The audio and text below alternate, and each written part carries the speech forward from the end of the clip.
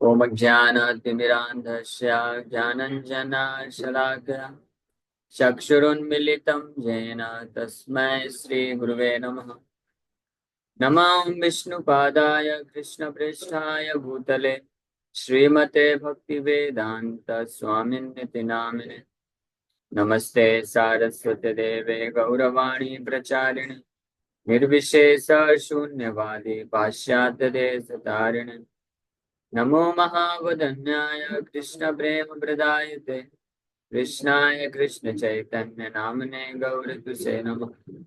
जय श्री कृष्ण चैतन्य प्रभु नित्यानंदा श्री अद्वैत गदाधर श्रीवासादि गौर भक्त वृंदा।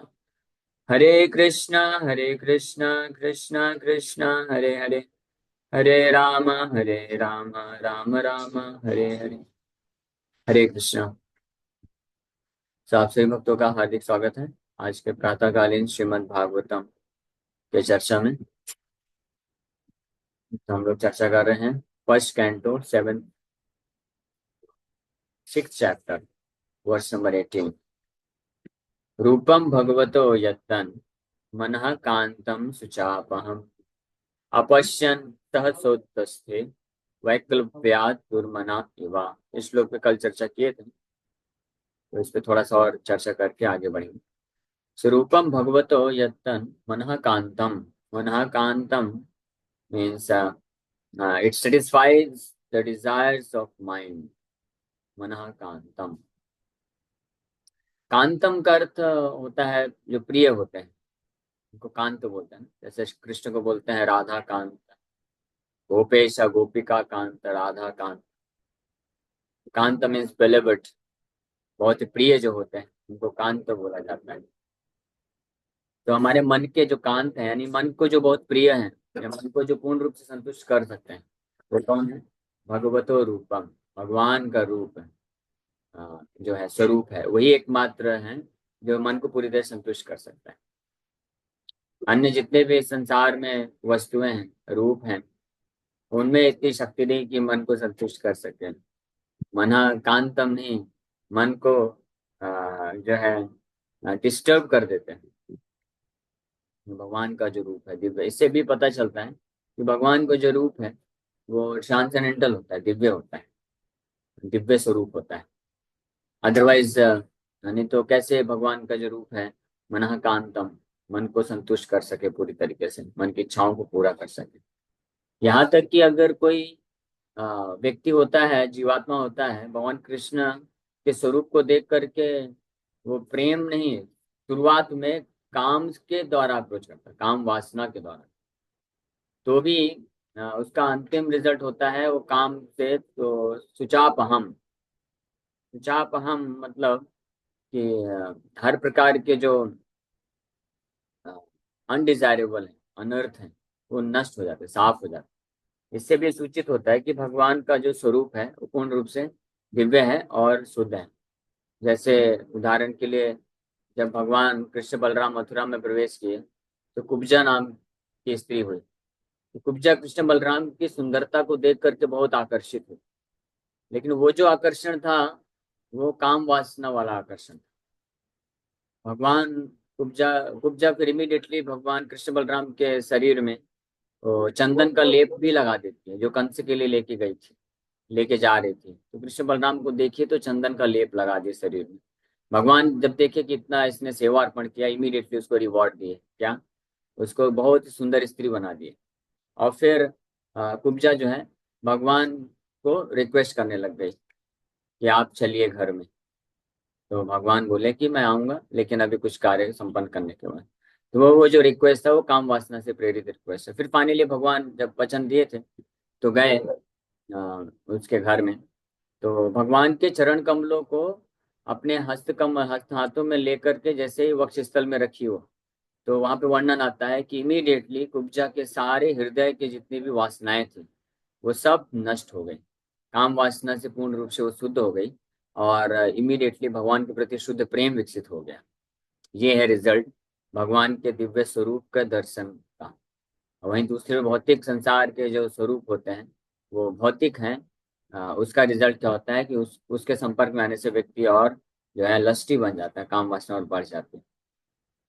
इसलिए यहाँ पे नारद मुनि बता रहे हैं कि रूपम भगवतो यत्तन मनः कांतम सुचापहम, मन को पूर्ण रूप से संतुष्ट करने वाला और मन के कलमश, मन में उपस्थित जितने भी वासनाएं हैं, अनडिजायरेबल अनर्थ हैं, उसको अपहम, अपहम मतलब वैनिश करने वाला, नष्ट करने वाला है भगवान का ये दिव्य स्वरूप। इसलिए अगर कुछ दर्शन करना ही है तो भगवान के दिव्य स्वरूप का दर्शन करना चाहिए। भौतिक संसार के थर्ड क्लास लोगों का जो जो काम वासना को जागृत करने वाले हैं, उनके रूप का दर्शन करके क्या लाभ। इसलिए सुखदेव गोस्वामी बोलते हैं कि उसी का नेत्र सफल है जो भगवान नेत्रों का इस्तेमाल करता है भगवान के स्वरूप का दर्शन करने के लिए। अदरवाइज वो नेत्र जो है, जो भगवान का दर्शन नहीं करते हैं, वो मोर पंख में जो नेत्र होते हैं उसके समान है। मोर मोर के पंख में भी तो नेत्र होता है ना, लेकिन क्या यूज है उसका, कोई वैल्यू नहीं। इसी तरह से आप सारी इंद्रियों को इस प्रकार से सुखदेव गोस्वामी तुलना करते हैं। तो ये भगवान के रूप का वर्णन है। और भगवान का जो दिव्य स्वरूप का दर्शन करते हैं भक्त, तो वो धीरे धीरे सभी काम वासना से मुक्त हो जाते हैं। यही कारण है कि जो स्पेशली जो विग्रह के संपर्क में होते हैं, विग्रह सेवा करते हैं, प्रभुपाद जी बताए, विग्रहों का सेवा करने से इमीडिएट दो दो रिजल्ट परिणाम मिलता है। अल्टीमेटली तो पूर्ण रूप से शुद्धिकरण, भगवान के प्रति प्रेम भक्ति प्राप्त होगी। और विग्रह सेवा अर्चन सिद्धि अगर कोई प्राप्त किया तो भगवान से साक्षात बात कर सकता है, भगवान का पार्षद बन जाता है। ये भगवान के विग्रह जो होते हैं, इसलिए पत्थर की मूर्ति नहीं है, प्रतिमा नहीं तुम ही साक्षात ब्रजेंद्र नंदन, चैतन्य महाप्रभु बताते हैं, चैतन्य चरितमृत में आता है कि आप प्रतिमा नहीं है, आप बस कोई लकड़ी के या मेटल के, धातु के या पत्थर की मूर्ति नहीं। लेकिन जो भौतिक चेतना में व्यक्ति होता है वो उनको पत्थर और धातु और लकड़ी की मूर्ति की तरह देखता है। ये भौतिक चेतना है, इसको नारकीय बुद्धि बोला गया, हेलिस मेंटालिटी बोला गया। लेकिन जो भक्त होते हैं वो श्रद्धा पूर्वक भगवान के विग्रहों का सेवा करते हैं, ये जानते हुए कि परम भगवान यहाँ पे उपस्थित है। तो जो श्रद्धा के साथ भगवान के विग्रहों का सेवा करते हैं, और सेवा अनेकों प्रकार से होता है, भगवान का दर्शन लेना भी भगवान का विग्रह का सेवा ही है, लेकिन ये दूर से हुआ। बट जो अगर कोई भाग्यशाली है तो भगवान के डायरेक्ट जाके भी सेवा करने का मौका मिलता है। भगवान को भोग लगाना, भगवान का वर्शिप करना, भगवान को नहलाना, फिर ड्रेसिंग करना, श्रृंगार करना, तो ये जो सेवा है एक बहुत अद्भुत सेवा है। इसका परिणाम स्वरूप इमीडिएटली प्रभुपाद जी बताते हैं ऐसे भक्तों को मन का जो काम वासना है वो नष्ट हो जाता है और मन को संतुष्टि प्राप्त होती है। Satisfaction of mind and purity of mind, freedom from lusty desire and satisfaction of mind, ये दो चीज प्राप्त होती है। ये दो बहुत बड़ी बाधाएं होती हैं किसी भी भक्त को भक्ति मार्ग में आगे बढ़ने के लिए। जब तक ये दो चीजें रहती हैं, मन असंतुष्ट रहना, असंतुष्ट रहना मतलब मन फिर अशांत रहेगा, विचलित रहेगा, तो वो फिर हरिनाम में फोकस नहीं कर पाएगा। और मन में काम वासनाएं जागृत रहेंगे तो भी मन विचलित रहेगा, एजिटेटेड रहेगा, तो भी वो फोकस नहीं कर पाएगा। काम वासना का अर्थ केवल स्त्री पुरुष आकर्षण नहीं है, ये हमेशा मैं कई बार क्लैरिफाई किया हूँ। कई बार कुछ लोग बोलते हैं इतना ज्यादा स्त्री पुरुष क्यों करते हैं, हाँ? लेकिन ध्यान से सुनना चाहिए प्रवचन को, उसके बाद फिर बोलना चाहिए। लेकिन काम वासना का अर्थ होता है आत्मेन्द्रिया प्रीति इच्छा धरे काम नाम, कृष्णेन्द्रिया प्रीति इच्छा धरे प्रेम नाम। अपनी खुद की इंद्रियों की संतुष्टि के लिए जो कार्य किया जाता है उसको काम वासना बोलते हैं। किसी के हृदय में बहुत ज्यादा पैसा कमाना है, बहुत ज्यादा नाम कमाना है, बहुत ज्यादा अपना साम्राज्य स्थापित करना है, बहुत सारे फॉलोअर्स बनाना है, हाँ, और ये सब जो है काम वासना में आता है, इसको काम वासना बोला जाता है, लस्टी डिजायर्स। लेकिन कृष्ण के इंद्रियों को संतुष्ट करना है, ये जो इस इच्छा होती है इसको प्रेम बोला जाता है। बस प्रेम और काम में यही अंतर है, दोनों इसलिए इसको धातु से कंपेयर किया गया। एक लोहा है और एक सोना है, दोनों ही मेटल है, लेकिन लोहा और सोना जमीन आसमान का अंतर होता है। तो कृष्णदास कविराज गोस्वामी ये उदाहरण देते हैं। तो अपने इंद्रियों के संतुष्टि के बारे में हमेशा व्यक्ति तत्पर रहेगा, यानी काम वासना से प्रभावित रहेगा जब तक कृष्ण के संपर्क में नहीं आता। लेकिन जो कृष्ण का डायरेक्ट सेवा करते हैं, विग्रहों का सेवा स्पेशली, तो उससे क्या होता है, उनके चेतना में ये विकसित होता जाता है कि भगवान के लिए मैं कैसे अच्छे से अच्छी चीज कर सकूं। भगवान को भोग लगाना है तो भगवान जैसे कोई कुकिंग करेगा भक्त, तो अगर घर में विग्रह होते हैं, हाँ, तो वो फिर कुकिंग करते वक्त ये ध्यान रखेगा कि सब साफ सफाई मेंटेन करना है और भगवान के लिए जो पसंद होना चाहिए, भगवान को अच्छा लगना चाहिए, भगवान को आज अच्छा अच्छा बना के खिलाएंगे, ये भावना आती है। तो कृष्ण की इंद्रियों की तृप्ति के लिए कार्य करता है। तो इसलिए अपनी इंद्रियों से फिर धीरे धीरे मुक्त हो जाता है। भगवान का जो ड्रेसिंग करते हैं, नहलाते हैं, तो ये ऑटोमेटिकली स्वाभाविक है। विग्रह सेवा करते वक्त ये स्वाभाविक रूप से ऐसा फिर आता है कि और कैसे अच्छे से सुंदर सजा सके। इसलिए प्रभुपाद जी बोलते हैं कि जो भगवान के विग्रहों को डेकोरेट करेगा, सजाएगा, तो वो अपने आप के डेकोरेशन को भूल जाएगा। हाँ? प्रायः संसार में लोग अपने आप को डेकोरेट करने में घंटों घंटों देते हैं, स्पेशली माताएं। माताएं बस नहीं, प्रभु जी लोग भी आजकल बहुत ऐसा करते हैं। नहाने में, नहाने से लेकर के अपने आप को सजाने में कुछ लोग जो होते हैं, प्रभु जी लोग भी 1.5-2 घंटा लगा देते हैं। जबकि हमारे लेकिन जो हमारे ब्रह्मचारी हैं, वो 15 मिनट, ऐसे ऐसे ब्रह्मचारी हैं जो 15 मिनट में सब कर लेते हैं। 15 मिनट में ब्रश करना, पेट साफ करना, नहाना, बाथरूम से बाहर आ जाना, और धोती कुर्ता पहन के तिलक लगा के बीड़ बैग हाथ में लेकर हरे कृष्णा जब चालू कर देना, विदिन 15 मिनट्स। आपको आश्चर्य हो सकता है, लेकिन दिस इज अ फैक्ट, ये फैक्ट है। हाँ देखो, एक माता जी पूछ भी रहे कैसे पॉसिबल है। पॉसिबल है। हाँ, हम लोग खुद ही करते हैं, हम पॉसिबल है। 15 मिनट में सब हो जाता है, एक्चुअली में हो जाता है 15 मिनट में सब। लेकिन इसके लिए क्या चाहिए? वो चेतना ऐसी होनी चाहिए। लेकिन विग्रह का हम सजाने जाते हैं तो हम 2 घंटे भी कम पड़ते हैं। हम, आप अगर कभी सौभाग्य मिले तो किसी इस्कॉन मंदिर के ऑल्टर में देखिएगा जा करके, तो पता चलेगा। 7:15 का दर्शनार्थी होता है, तो 7:15 के पहले 15 मिनट पहले कितना भागदौड़ मचता है वहां पे। क्योंकि 5 बजे ऑल्टर बंद होता है, 5 बजे से लग जाते हैं सब पुजारी। हमारे राधा रासबिहारी मंदिर में तो 10 पुजारी लगते हैं। राधा रासबिहारी, ललिता विशाखा सखी, फिर गौर निताय, और सीताराम लक्ष्मण हनुमान जी और शालिग्राम शिला, ये सब का जो नहलाना श्रृंगार करना, 10 पुजारी, 10 भक्त लगते हैं। 5 बजे से चालू करते हैं 7:15 बजे तक, 2.25 घंटे भगवान को नहलाना श्रृंगार करना। और वो भी कम पड़ जाता है, स्पेशली जो बड़े डीटीज होते हैं, पगड़ी बनाते हैं, तो 7:15 का टाइम भी कम पड़ जाता है। कैसे कैसे तो मैनेज करते हैं। तो भक्त में इतना भाव होता है, वो देखते हैं, इतना अच्छे से श्रृंगार करते रहते हैं कि ऐसे श्रृंगार करेंगे तो अच्छे लगेंगे भगवान, ऐसे करेंगे, लास्ट टाइम ऐसे किया था, कल ऐसे किया था, आज इस प्रकार से करेंगे। तो जब भगवान को तो सुंदर बनाने की इच्छा प्रबल होती जाती है, तो अपनी सुंदरता के बारे में भक्त भूल जाता है। फिर अपने लिए कैसे, हाँ चीज, नहा के तुरंत जैसे भी धोती कुर्ता पहन के आ गया सामने, बस खत्म। इसका मतलब ये नहीं है कि धोती कुर्ता धोता नहीं है, साफ सुथरा नहीं है, साफ सुथरा रहेगा। और धोने वाली भी बात अच्छी बात है, यहाँ पे यूथ भी बैठे हैं तो मैं बता देता हूँ। कई लोग कपड़े धोने में आधा आधा घंटा लगाते हैं। कपड़े धोने में आधा घंटा, 5 मिनट का काम है, 5 मिनट से भी कम, कुछ हो जाता है, बहुत सिंपल सा है। हाँ, ये क्यों लगता है इतना सब टाइम? क्योंकि हम हैबिचुएटेड है, गॉडली कॉन्शियसनेस में रहते हैं, इसलिए। एनीवे, ठीक है, धीरे धीरे सीख जाएंगे। बट यहाँ पे कहने का मेन मतलब ये है कि जितनी मात्रा में हम कृष्ण को सेवा अर्पण करने के लिए तत्पर होते हैं, उतनी मात्रा में हम अपने आप को भूलते जाते हैं। अपने आप को मतलब शरीर की शारीरिक चेतना से हम ऊपर उठते जाएंगे। हाँ, ये तरीका है। इसलिए हमारे आचार्यों ने विग्रह सेवा इंट्रोड्यूस किया है, पांचरात्रिक विधि। और स्पेशली जो गृहस्थ भक्त हैं उनके लिए कंपलसरी विग्रह सेवा।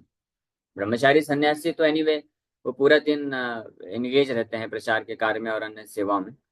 तो लेकिन उनके लिए भी है, मंदिर में ऐसा अपॉर्चुनिटी होता ही है। लेकिन गृहस्थ भक्तों के लिए कंपलसरी है, उनके घर में विग्रह होना चाहिए, और विग्रह का सेवा करना चाहिए, विग्रहों के लिए भोग बनाना चाहिए, उनको प्रसाद अर्पण खिलाना चाहिए, और डेली उनका श्रृंगार करना चाहिए। तो और आरती करना चाहिए, कम से कम 3 आरती करना चाहिए, सुबह, दोपहर और शाम को। हाँ, और आरती करने के लिए कोई बहुत बड़ी चीज नहीं है, बड़ा बहुत सब सिंपल अरेंजमेंट है, ना तो ज्यादा खर्चा होता है और ना ज्यादा समय लगता है, कोई भी कर सकता है। स्पेशली अगर माता जी लोग हैं तो सुबह का आरती प्रभु जी लोग कर सकते हैं, और फिर वो ऑफिस चले जाते हैं तो दोपहर और शाम का आरती माता जी लोग कर सकते हैं, है ना। इसलिए दीक्षा लेकर के तो सबको ये तैयारी करना चाहिए कि हम दीक्षा लें, और फिर इस प्रकार से प्लान करें कि हम भगवान के विग्रहों का सेवा करें। तो दीक्षा लेकर के गौर निताय, जगन्नाथ, बलदेव, सुभद्रा महारानी इनवाइट करना चाहिए, और फिर रेगुलर सेवा करना चाहिए। लेकिन एक ये महत्वपूर्ण बात यह है कि विग्रहों का सेवा अगर हमको करना है तो फिर बहुत उसके लिए डिटर्मिनेशन भी चाहिए। हालांकि कठिन नहीं है, बहुत सरल है, सेवा बहुत सरल है, लेकिन डेली डेली करना, इसके लिए धैर्य चाहिए, बहुत धैर्य की आवश्यकता है। कोई कठिन बात नहीं है। जैसे यहाँ पे हम लोग विग्रह है, विग्रह ही समझना चाहिए, फोटो फ्रेम है, हालांकि गिरिराज गोवर्धन जी भी हैं, वो तो विग्रह ही है। अभी जगन्नाथ जी आने वाले हैं कल, तो विग्रह है, तो इसमें कितना टाइम लगता है? कुछ टाइम नहीं लगता है, 10 मिनट में आप भगवान को अच्छे से उठा सकते हैं, फ्लावर अर्पण कर सकते हैं, फिर आरती हम लोग करते हैं, तो आरती भी हो जाता है। तो कठिन ना, तो कुछ कठिन कार्य है, सरल है। बस समस्या क्या है, मन की समस्या होती है, मन नहीं करता है, आलसपन आता है। तो इसके कारण जो है हम फंस जाते हैं, होता है। तो इसलिए अगर जो भक्त डिटरमाइंड है कि हाँ करेंगे, तो डेली करना है, तो विग्रह रख सकते हैं फिर डेली, लेकिन उनको भोग लगना चाहिए, डेली आरती होना चाहिए, और डेली श्रृंगार होना चाहिए। लेकिन गृहस्थ भक्तों को कुछ छूट भी देते हैं कई बार कि ठीक है, आप डेली श्रृंगार नहीं कर सकते तो कम से कम हफ्ते में एक दिन डिसाइड कर लो, एक दिन करेंगे अच्छे से नहला धुला के श्रृंगार। लेकिन भोगा अर्पण और आरती ये डेली, भगवान को भूखा नहीं रख सकते, डेली खिलाना पड़ेगा, और डेली उनको एनीवे। तो खैर यहाँ पे हम लोग ये चर्चा कर रहे थे, भगव यहाँ पे आ, आया कि रूपम भगवतो यत्तन मनः कांतम सुचापा। भगवान का जो स्वरूप होता है, रूप होता है, इसलिए भगवान विग्रह के रूप में आते हैं। और भगवान विग्रह के रूप में है, ये वही भगवान है, दिव्य स्वरूप है। ये इससे प्रमाणित होता है कि जो भक्त विग्रहों का सेवा करते हैं, तो वो धीरे धीरे मन की संतुष्टि और काम वासना के ऊपर विजय प्राप्त करने लग जाते हैं। तो ये प्रूफ प्रमाणित करता है कि ये जस्ट मूर्ति नहीं है, पत्थर की मूर्ति नहीं, ये विग्रह है। हाँ, अगर विश्वास नहीं होता तो आप भगवान कृष्ण के विग्रहों के अलावा किसी भी मूर्ति को घर पे रखिए कुछ समय के लिए, कोई भी व्यक्ति का। हाँ, जो बड़े फेमस सेलिब्रिटी लोग होते हैं उनका भी तो चौराहे में लगा देते हैं ना मूर्ति। वो जो है वो पत्थर की मूर्ति। तो उनको आप एक महीने सेवा करके देखिए, और फिर भगवान कृष्ण के विग्रहों का एक महीने सेवा करके देखिए, तब आप रिजल्ट कंपेयर कर लीजिए। तो अपने आप समझ में आ जाएगा कि भगवान के विग्रह वास्तव में भगवान है, स्वयं भगवान है, उपस्थित हैं। वो हमारे ऊपर कृपा करने के लिए पत्थर के रूप में आए हैं, ये समझना चाहिए। पत्थर नहीं है वो, कृपा करने के लिए, क्योंकि हम अभी ऐसी आध्यात्मिक चेतना में नहीं है, हम भौतिक चेतना में हैं। तो हम इस संसार की भौतिक वस्तुओं को ही देख सकते हैं, स्पर्श कर सकते हैं, उनको सेवा अर्पण कर सकते हैं। तो भगवान इतने दयालु हैं कि हम सुलभ अपने आप को बनाने के लिए भगवान विग्रह के रूप में आते हैं। हाँ, और अगर दूसरे सेंस में भी देखा जाए तो ये भौतिक प्रकृति के तत्व भी तो भगवान की शक्ति है ना। पृथ्वी जल वायु अग्नि आकाश, पत्थर है, लकड़ी है, धातु है, ये भी भगवान की शक्ति है। और शास्त्रों के अनुसार शक्ति शक्तिमान अभेद, शक्ति और शक्तिमान में भिन्न भिन्न नहीं है। तो भगवान अपने आप को पत्थर के रूप में भी प्रकट कर सकते हैं। ये भगवान की शक्ति, अचिंत्य शक्ति खलु भावा, ऐसा करके वैदिक मंत्र भी है कि भगवान की परस्य शक्ति विविधाय वशूयते, स्वभाव की ज्ञान बल क्रिया। भगवान की शक्ति जो है अचिंत्य शक्ति है, तो अपनी इस शक्ति के प्रभाव से कार्य कर सकते हैं भगवान, इसमें कोई संशय नहीं। जो इस प्रकार से भगवान के स्वरूप का आश्रय लेते हैं, रूप का दर्शन करते हैं, विग्रहों का सेवा करना तो है ही है वंडरफुल। यहाँ तक कि जो लोग ऐसे विग्रहों का, जब जहाँ पे अच्छे तरीके से सेवा चलता है, जैसे हमारे इस्कॉन के मंदिर हैं, वहाँ पे जो भगवान है, विग्रह हैं, वो इतने आकर्षक क्यों होते हैं? लोग जब आते हैं दर्शन करते हैं तो उनका मन संतुष्टि क्यों होता है? हाँ, वो अनर्थ क्यों नष्ट होता है? इसका क्या कारण है? क्योंकि वहाँ पे भक्त लोग प्रेम से सेवा करते हैं, डेली सेवा होता है, भगवान को भोगा अर्पण होता है, तो भगवान वहाँ पे उपस्थित है वास्तव में। इसलिए आप जो भी भक्त लोग जाते हैं मंदिर, दर्शन करते हैं भगवान के विग्रहों के सामने, और बैठ के वहाँ पे कीर्तन अटेंड करते हैं, ताली बजा के हरे कृष्ण कीर्तन करते हैं, तो उस वो करने मात्र से भी रूपम भगवतो यत्तत् मनः कांतम सुचापहम, मनः कांतम मतलब मन को संतुष्टि, मन की इच्छाएं पूर्ण हो जाती हैं, और चापहम मन के अनर्थ दूर हो जाते हैं। ये प्रभाव है भगवान के विग्रहों का। इसीलिए भगवान का दर्शन करना चाहिए, भगवान के मंदिरों में, या स्पेशली इस्कॉन मंदिर के आसपास जो भक्त रहते हैं उनको रेगुलर जाना चाहिए। मंगला आरती जाइए, दर्शन आरती, मंगला आरती नहीं जा सकते हैं, दूर हैं, तो दर्शन आरती तक पहुंच जाइए। 7:15 दर्शन आरती होता है, वो भी नहीं कर सकते हैं तो कम से कम शाम को 7 बजे आरती होता है, गौर आरती, उसमें आ जाना चाहिए। भगवान का दर्शन होगा, आरती अटेंड होगा। कोई बोलता है प्रभु जी बहुत दूर पड़ता है, तो दूर क्या पड़ता है भाई? तो आते आते नाम जप करते रहिए, आते आते कुछ बुक डिस्ट्रीब्यूशन करिए, और आके आधा घंटा अटेंड करके फिर चले जाइए, इसमें कोई नुकसान नहीं है। लेकिन ये कनेक्शन बने रहना चाहिए, क्योंकि हम अभी उस दिव्य स्तर पे नहीं है, शुद्ध भक्ति के स्तर पे नहीं है कि हम केवल शुद्ध नाम जप, जो शुद्ध नाम जप करता है तो वास्तव में वो भी भगवान के विग्रहों की सेवा में है। क्योंकि ये नाम, शुद्ध नाम की अवस्था में रूप गुण लीलाएं अपने आप प्रकट होती है। तो शुद्ध नाम जप करने वाले भक्त के सामने ही विग्रह खड़े रहते हैं, तो वो भी सेवा करता है, और गुण और लीलाएं प्रकट होती है। लेकिन हमारे साथ अभी ऐसा नहीं है, तो हमको इसलिए पंचरात्रिक विधि भी दी गई है। इसलिए मंगला आरती, डेली मंगला आरती करना चाहिए। गृहस्थ भक्त को भी बोला गया है, केवल ब्रह्मचारी के लिए बस नहीं है कि मंदिरों में 4, 4:30 बजे पहुंच के मंगला आरती कंपलसरी है। गृहस्थ भक्त के लिए भी कंपलसरी है। बस एक छूट दी गई है कि ठीक है, आप 4:30 बजे नहीं कर सकते तो 5 बजे करिए। इतना छूट हमारे गुरु महाराज ने दिया है, 5 बजे करिए, ठीक है चलेगा। लेकिन करना जरूरी है 5 बजे, 5 से ज्यादा नहीं। हाँ, ऐसा नहीं कि हाँ तो और छूट दे दीजिए 5:30, 6 बजे।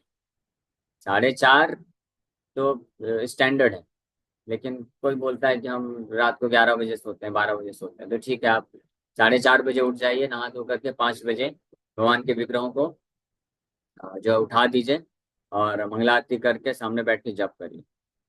ये अगर कोई भक्त करेगा, अगर कोई भी, चाहे गृहस्थ भक्त हो गृहमचारी हो, अगर कोई भी गृहस्थ भक्त भी ये कार्य कर सका डेली प्रतिदिन के हिसाब से, तो he is as good as a brahmachari और सन्यासी। वो ब्रह्मचारी सन्यासी जैसे ही, और कभी माया में नहीं गिरेगा।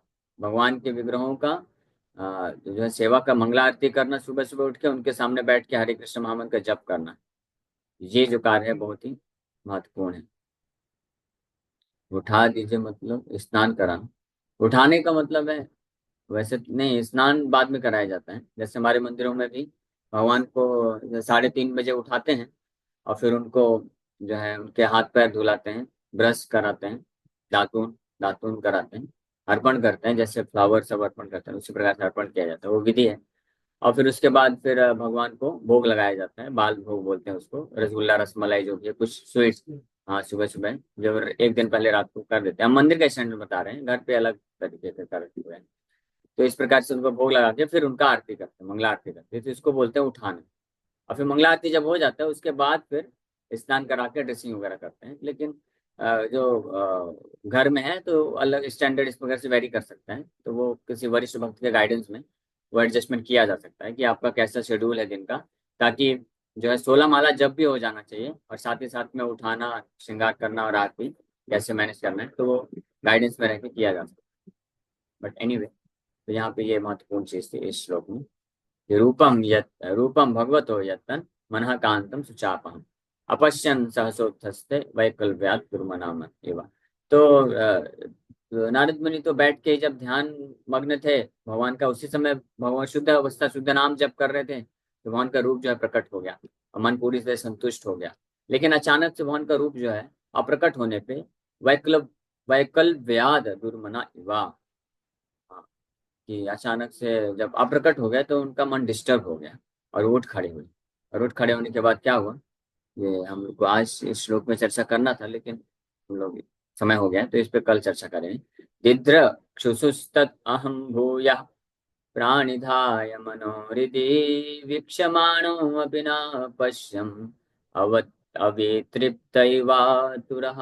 I desire to see again that transcendental form of the Lord, but despite my attempts to concentrate upon the heart with eagerness to view the form again, I could not see him anymore, and thus dissatisfied I was very much aggrieved. तो देखना तो चाहते थे, दिदृक्षुस तद अहम भूयः, again and again, एक बार भगवान के रूपम भगवतो यत्तन, दिव्य रूप का दर्शन हो गया किसी को, वास्तव में अगर किसी ने एक बार भी कृष्ण को एक्सपीरियंस कर लिया आभास नहीं, शुद्ध रूप में, तो उसके हृदय में फिर भूया, भूया मतलब अगेन एंड अगेन, वो रह नहीं सकता है, बारंबार कृष्ण के चरण कमलों का स्मरण करेगा, छूट नहीं पाएगा। इसी को भागवत में नारद मुनि, पिछले अध्याय में ऑलरेडी आया था, पिछला अध्याय 5वां अध्याय में नारद मुनि वर्णन करते हैं, जब भागवत की महिमा का वर्णन करते बताते हैं कि इस प्रकार से जो भक्त होता है वो भगवान को भूल नहीं पाता है, और बारंबार वही स्मरण जो भगवान के रस को प्राप्त किया था उसको खींचता चला जाता है, और उस प्रकार से पूरी तरीके से भगवान के दिव्य रस में मग्न हो जाता है। अथो विचक्षणोश्चार्वे गतिम विभुर त्यक्त्वा, हाँ, ऑन द अदर हैंड हेतु प्रयत्न वै जनो, हाँ ये रहा 19 नंबर श्लोक, 5वें अध्याय का 19 नंबर श्लोक। न वै जनो जातु कथंचन व्रजेन मुकुंद से तन्वयदंग संश्रितिम स्मरन् मुकुन्दाङ्घ्र्युपगूहनं पुनर्विहातुमिच्छे नरस ग्रहो जना। जिसने रस को प्राप्त किया है उसके क्या लक्षण? My dear Vyasa, even though a devotee of Lord Krishna sometimes falls down somehow or other, he certainly does not undergo material existence like others, fruity workers, etc. Because a person who has once released the taste of the lotus feet of the Lord can do nothing but remember that ecstasy again and again. हाँ, एक बार भी अगर किसी ने भगवान कृष्ण की भक्ति के रस को आस्वादन किया है, थोड़ा सा भी रस को आस्वादन कर लिया है, तो भले ही वो कभी अनर्थों के कारण फंस जाता है, माया में आ जाता है, तो ऐसा व्यक्ति भी माया में गिरने के बाद भी उसके हृदय में और कुछ रहेगा नहीं। विहात में छेन नरस ग्रहो जना। हाँ, he can not, he can do nothing but remember that ecstasy again and again. वो और कुछ कर ही नहीं सकता है, बस वही एक्सटेसी। जब भक्तों के संग में था, भगवान का सेवा करता था, नाम जप करता था, तो जो रस को प्राप्त किया था उसी को बार बार स्मरण करता रहता है। हाँ, भले माया में गिर गया लेकिन वही स्मरण चलता रहता है उसका। ये भगवान के वास्तविक रूप में एक बार भी चरण कमलों का आश्रय लेने का ये फल है। जो फंस जाता है मतलब अच्छे तरीके से, पॉजिटिव तरीके में भक्त जो है फंस जाता है। तो ये नारद मुनि यहाँ पे वर्णन कर रहे हैं, इसको हम लोग कल चर्चा करेंगे। किसी भक्त का कोई प्रश्न है तो प्रश्न पूछ सकते हैं। Hare Krishna Krishna Krishna Hare Hare Ram Ram Ram. Yes, any question? Hare Krishna प्रभु जी। यस प्रभु जी, पूछिए। प्रभु जी, जब भगवान शिव विग्रह की दर्शन करें तो भाव कैसा होना चाहिए और क्रम कैसा होना चाहिए? हाँ, वेरी नाइस, बहुत अच्छा प्रश्न आपने पूछा है। भगवान के शिव विग्रहों का दर्शन करते वक्त कैसा भाव होना चाहिए, इसका वर्णन जो है भागवत में कई जगहों में दिया गया है। कि जब भक्त जब भगवान के दर्शन को प्राप्त करते हैं तो किस प्रकार से वो प्रार्थना करते हैं, कैसे उनकी अनुभूति होती है। जैसे ध्रुव महाराज के सामने जब भगवान प्रकट हुए तो वो किस भाव में भगवान को प्रार्थना किए, और कैसे भाव में दर्शन किए। प्रहलाद महाराज के सामने नरसिंह भगवान थे, उन्होंने कैसे किया। जब अक्रूर वृंदावन जाते हैं फर्स्ट टाइम, कृष्ण का दर्शन के पहले कृष्ण के चरण चिन्हों का दर्शन करते हैं। तो वो दर्शन करके भी उनको एज गुड एज कृष्ण का दर्शन करने का जो है एक्सपीरियंस हुआ। तो उसी तरह से और इस प्रकार से ऐसे अनेकों उदाहरण हैं जहाँ पे भक्त दर्शन करते हैं तो क्या भाव होता है। तो हमेशा ये भाव होना चाहिए कि अभी मैं अपने हमारे वास्तविक स्वामी के सामने आ गए, हम कितने सौभाग्यशाली हैं। इस प्रकार से है जैसे कि ये वृत्रासुर अपनी प्रार्थना में अर्पण करते हैं। अजात पक्षा इव मातरम खगा स्तन्यम स्तन्यम यथावत् ततराक्षुदार्था प्रियं प्रियेव विशुतं विशन्ना। Arvind, what is that last line? मनो मनो अरविंदाक्ष दिद्रक्षते त्वाम अजात पक्षा इव मातरम खगा। कि ओ माय डियर लॉर्ड, आप आपका दर्शन ऐसा महसूस हो रहा है कि जैसे जिस ऐसा पक्षी है जो जिसके पास पंख नहीं, तो उसको जैसी जो है लालसा होती है अपने माँ को देखने का। हाँ, उस प्रकार से जो निर्भरता होती है, डिपेंडेंसी। तो जो पहला एग्जाम्पल दिया वो डिपेंडेंसी का है कि जिस प्रकार से जो पक्षी है जिसके पंख नहीं अभी तक आए हैं तो पूर्ण रूप से अपनी माँ पे निर्भर है। उस प्रकार से भगवान का जब दर्शन करता है भक्त तो इस प्रकार से अपने आप को पूर्ण रूप से उन पर निर्भर समझता है। उस छोटे बालक की तरह है जो खुद से कुछ नहीं कर सकता है, खा भी नहीं सकता है, कुछ बोल भी नहीं सकता है, माँ ही सब कुछ कराते हैं। तो माँ के प्रति जो निर्भरता होती है उस प्रकार से निर्भरता महसूस करना चाहिए। तो दूसरा एग्जाम्पल देते हैं, स्तन्यम यथा वत्स तरा शुदार्था।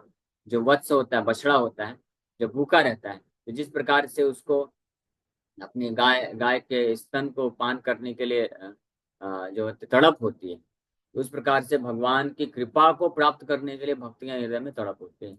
और तीसरा उदाहरण, प्रियम प्रिय व विशुतम विषन्ना। जिस प्रकार से हस्बैंड या वाइफ एग्जाम्पल दिया गया है कि जब हस्बैंड दूर चला जाता है तो पत्नी जिस प्रकार से इंतजार करती है, वैदिक वैदिक हस्बैंड वाइफ की बात की जा रही। अभी आप बोलेंगे तो अभी तो अलग अलग हो जाता है, अभी का नहीं बता रहे। वैदिक समय में जो पत्नी पूर्ण रूप से अपने पति पे ही श्रद्धा रखती है, फेथफुल होती है, फेथफुल उनका सेवा करती है, एकमात्र जो आश्रय होते हैं उनके पति ही होते हैं, तो वो जिस प्रकार से ये फील करती, महसूस करती, तो उसी प्रकार से भक्त बोल रहे हैं कि मैं भी आपके लिए उसी प्रकार से दर्शन पर प्राप्त करने के लिए ललायित हूँ। तो हमारे लिए प्रैक्टिकल ये है, एटलीस्ट ये तो बहुत हाई स्तर का है, तो ये एक्सपीरियंस किया जा सकता है धीरे धीरे भक्ति के स्तर बढ़ के। लेकिन जब हम भगवान के श्री विग्रह के सामने आते हैं तो हमको ये महसूस होना चाहिए कि कितने करोड़ों करोड़ों जन्मों से मैं भ्रमण करते करते फाइनली शिला प्रभुपाद जी की विशेष कृपा से, अनुकंपा से और उनके फॉलोवर्स, उनके भक्तों की कृपा से आज मैं अपने वास्तविक मास्टर, एक्चुअल मास्टर, वास्तविक स्वामी के सामने आ गया हूँ। तब मुझे इनके चरण कमलों में पूर्ण रूप से आश्रय ले लेना चाहिए और पूरा इस दैन्य भाव से प्रार्थना करना चाहिए कि हे भगवान, आप कृपा करके, मैं कई कई जन्मों तक भटकता रहा हूँ, लेकिन अब आप कृपा करके मुझे आपके चरण कमलों के नजदीक रखिए, आपके चरण कमलों में मुझे सेवा दे दीजिए, आपकी सेवा में लगा लीजिए। मैं वैसे ही बहुत सारा सेवा में लगा हुआ हूँ, अपने मन के, इंद्रियों के और इस संसार के भौतिक लोगों के सेवा में लगा हुआ हूँ, लेकिन उसमें मेरे को कोई लाभ नहीं मिला है। It was just a complete waste of time. पूरा जन्म मैंने, कितने जन्म मैंने जस्ट व्यर्थ गवा दिए। लेकिन अब आपके भक्तों की कृपा से मैं एक गुड सेंस में आ गया हूँ, मेरी बुद्धि अभी ठिकाने में आ गई है। तो आपके चरण कमलों के आश्रय में दे दीजिए, आपका आश्रय दे दीजिए, आपके चरण कमलों से दूर मत लेके जाइए। तो ये दैन्य भाव से प्रार्थना हमको भगवान को अर्पण करना चाहिए। ओके, और कोई प्रश्न है? हरे कृष्ण। हरे कृष्णा प्रभु जी, दंडवत प्रणाम। हरे कृष्ण। प्रभु जी, जैसे आपने भोग लगाने के लिए बताया, तो हम घर पे जो हमारे ठाकुर जी हैं उन्हें किस भांति भोग लगा सकते हैं? तो पहले तो आप जो भोग बनाते हैं तो वो शास्त्र के नियम अनुसार होना चाहिए। भगवान बोले पत्र पुष्प फलम त्वयं, यानी बिना प्याज लहसुन का होना चाहिए और उसमें कोई भी ऐसा पदार्थ नहीं होना चाहिए जो वर्जित है। और दूसरा, उसको शुद्धता पूर्वक बनाइए।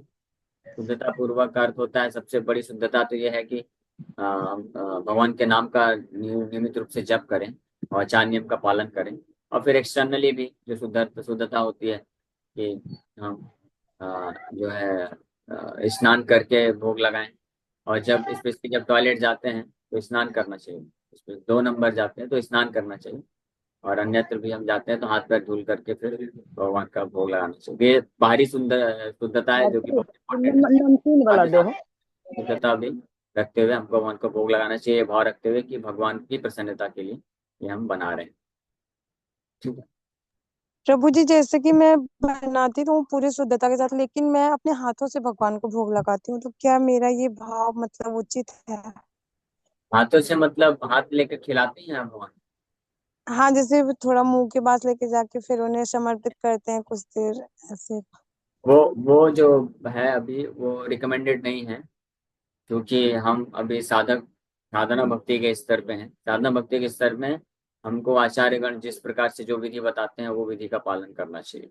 भगवान के भोग बनाइए और हर एक आइटम में तुलसी पत्ता रखिए। अब वो प्लेट को, भोगा प्लेट को भगवान के सामने रख दीजिए, उसको जल से, थोड़ा सा जल छिड़क के शुद्धिकरण करिए। और उसके बाद घंटी बजाते हुए भगवान के चरण कमलों में ध्यान करते हुए आप मंत्र बोलिए।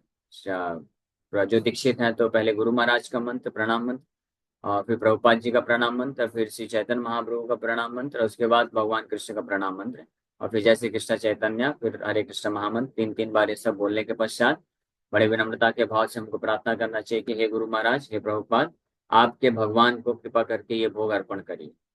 हाँ, क्योंकि हम डायरेक्ट कृष्ण को नहीं खिला सकते, हम गुरु और शिला प्रभुपाद जी को रिक्वेस्ट करते हैं कि आप आपके भगवान को भोग लगाइए, ये मैं बना के हमने दिया है। तो फिर हम ये करके पर्दा लगा देते हैं और हम बाहर आ जाते हैं।